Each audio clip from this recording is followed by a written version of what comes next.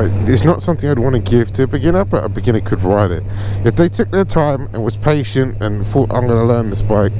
Yeah, of course beginner can ride it.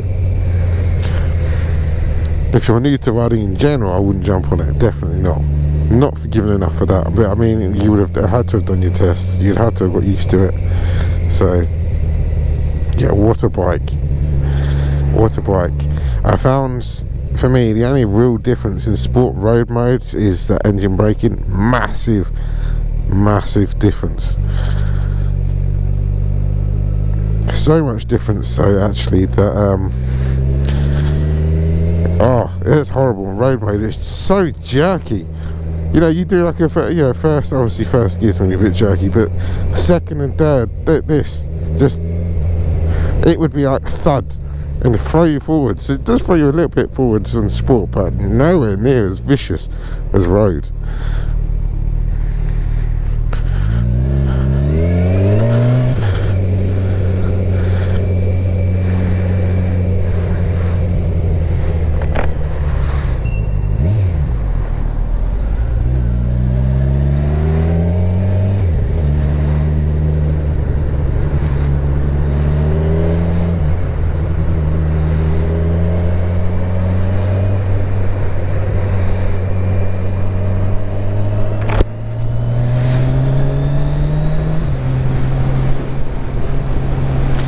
I would say the gear change is ever so slightly smoother as well in the sport mode. Not by much. Enough to make me feel happy with my gear changes and comfortable on the bike. Yeah, it's a comfortable bike. Definitely. It's like the ER6F. Very, I say it time and time again, very similar. Very similar. I know the new ER6F, or it's Ninja 650 as it's called now, is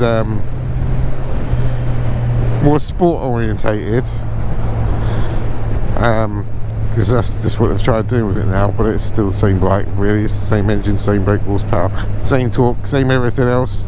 I'm just like, well, you know, that's what it is. And the 650 is not a bad bike. I just found from that bike, for me personally, it was lacking. And I'll tell you what it was lacking: horsepower. Not massively, just a bit. I'd like an extra 30 horsepower on that bike. Really, I mean, 100 brake would be enough for 600.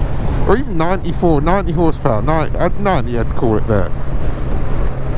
At the parallel twin, 90 horsepower instead of 74 or whatever it is. It just needs that little bump.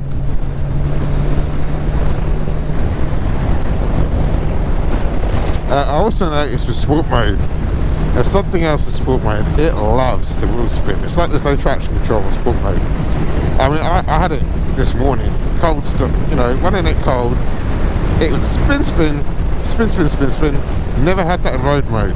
In road mode, it wouldn't spin. This mode, it spin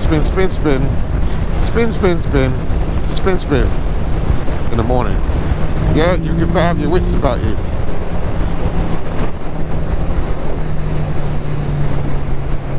Better have your wits about you, because it will spin. So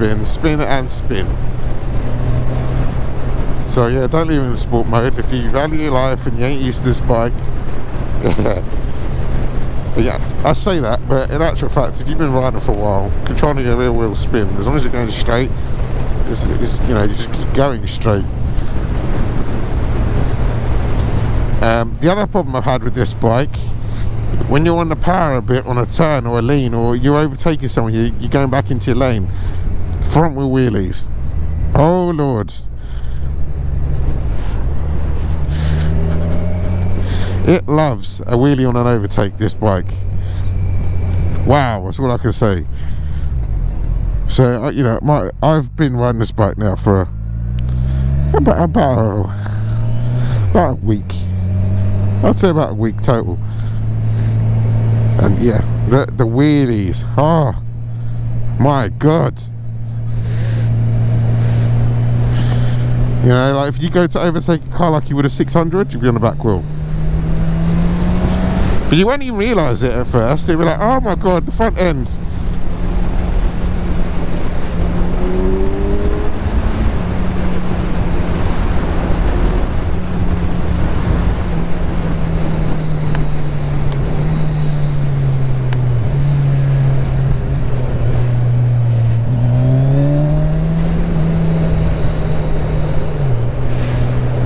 Yeah, them front end wheelies. Oh Lord! Oh Lordy, Lordy, Lordy, Lord! Yeah, you're overtaking, you weave back in like that, but you're on the back wheel as you're weaving back in. It's like, what? Oh, dang. It don't take much. People be like, oh, you must be driving like a maniac. No. Let me tell you now, just that little bit too much on that accelerator, mate, and you're on the back wheel. That was in road mode, actually, come to think of it. I think it was in road mode. Was it road mode? It happened to me a couple of days ago, and I've only just figured this out a couple of days. It possibly might have been in sport. I have a feeling it was road mode, but to be on the back wheel riding like that, you're not even intending to. You're not like, oh, you know what? I'm gonna just ride in the back wheel today. I'm gonna just ride like a maniac. No. So the other thing as well with this bike, if you do decide to ride like a maniac, you know that most thousands do like. Yeah, most thousands will do like 120 or 180, yeah, 80 odd, 90 odd first gear. Absolute weapon on a Super Sport 1000. Absolute and utter weapon. I think the R1, the old R1 I rode, that was 120 in first gear. Something close to that. Ridiculous. Absolutely ridiculous. This bike won't do that. This bike's geared very similar to the to a 600, very similar to the ER6F. It basically is an ER6F on roids. The same gearing. I'd say maybe slightly steeper, slightly. I think you can do like 40, 42, 45, maybe close to 50 in first on an ER6. This will do 60 in first. Again, a 600 Super Sport will beat this in first gear. Trust me. In terms of top speed, yeah, it'll beat it. I've done it before. I know that for a fact. I had the RRR, CBR RRR, that hit what, 72 or 68 in first gear. So it's geared slightly higher than this, and I hit on the top speed probably another 20 mile an hour faster than this. But mate, I was gunning it. I was pinned underneath the flipping windscreen against the tank. You know, that's crazy. That's like, damn. You realise that's like, if I hit anything or something goes wrong, I am screwed. Whereas this bike, when you get close to them speeds, the problem, like, you get a nice reminder from this bike. When you get close to those silly speeds, the front end goes real light and starts wobbling. Now, I don't know about you, but I don't like that. But it's a nice reminder not to speed. Yeah, so as I said, not a fan at all. You know, of this bike at high speeds. It can, but really, if you've ever ridden an ER6F at high speeds, my God, what a chore that is. I'm not saying you can't. I'm not saying it's like, you know, you got to fight for it, but you do have to fight for it a bit. But it starts vibrating. It's not happy. It's not happy. This starts vibrating and letting you know it doesn't sound happy. It doesn't really feel that bad, but it doesn't sound happy. But that could be because of the cat. I don't know, but yeah, it's not happy. I definitely think that this bike would be a weapon on horsepower if you changed the downward headers. An absolute weapon. I'm not going to sit here and recommend to people to go do it, because it is what it is. If you want to do it, do it. If you don't, don't. Yeah, so it's not really a revvy engine. You get a lot of induction noise on this bike. A lot. I'm not a fan of induction noise. Not on a bike anyway. I'm not a fan of induction noise on a bike. It's not my favourite noise. It's the kind of noise where you think to yourself, ugh, induction, ugh. Yeah, it's very warm. Not my favourite noise at all.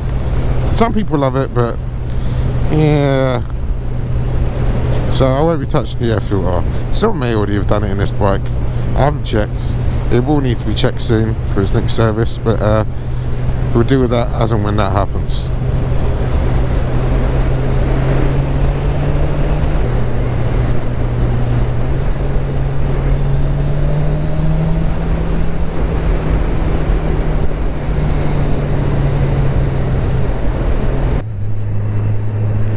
What else can I say about this Ninja 1000?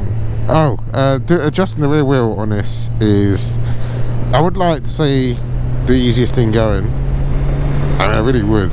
It's a lot cleaner than most bikes are for doing a rear wheel adjustment. I say most because it's not all of them. I did kind of like the TBR 600F, 600 double R adjustment. I thought that was pretty cool. I definitely would suggest looking into it because it's kind of cool. It's something different. Something different.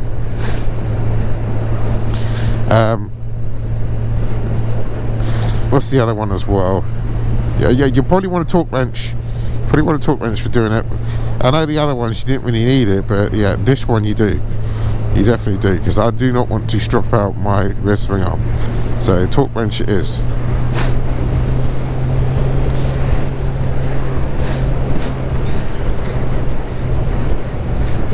It's something I need to invest in, actually, rather sharpish.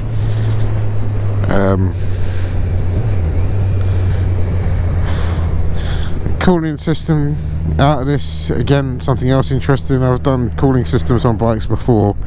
They're normally pretty straightforward. When you drain the water out of this thing, mate, it pees out like far.